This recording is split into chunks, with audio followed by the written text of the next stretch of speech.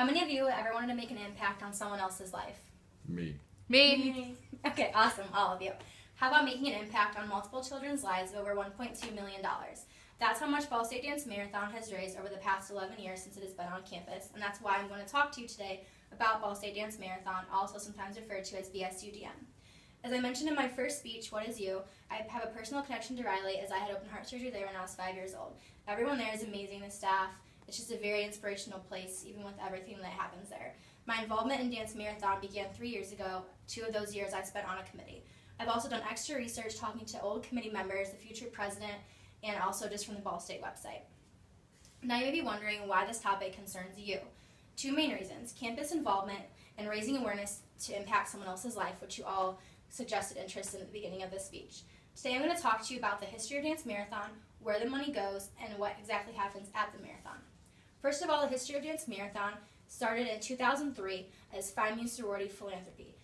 They raised a little over $4,600, which is not a lot compared to our total this year of $502,103.22. In 2008, it became a campus-wide and student-run organization, and today is the largest student-run organization on Ball State's entire campus.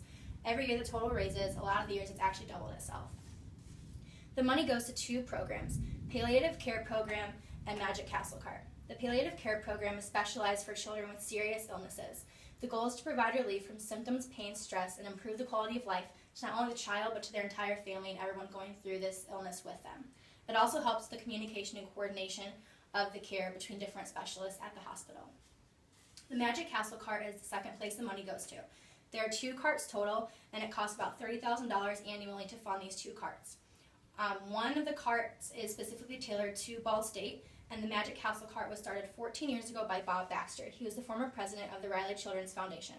He saw this as a way to administer smile therapy. So at nighttime, mainly on Tuesdays, when the families have left and the nurses haven't yet gone to check on the children, the Magic Castle Cart comes around with about 12 volunteers.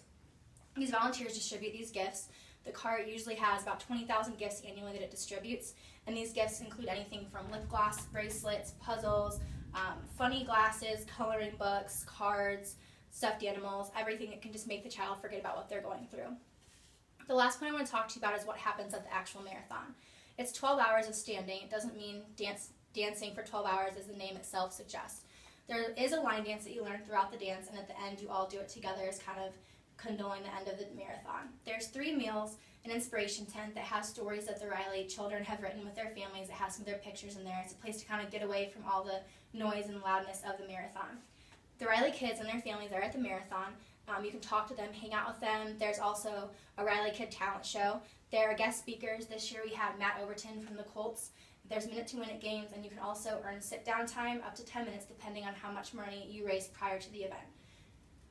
On my laptop, I have pictures of Magic Castle Cart, the ending where they reveal the total, which they do 1 number at a time, so it's very suspenseful, and then just a couple pictures from the marathon itself. The bottom picture is of the rave that happens in the last few hours of the marathon, and that just goes for a full hour.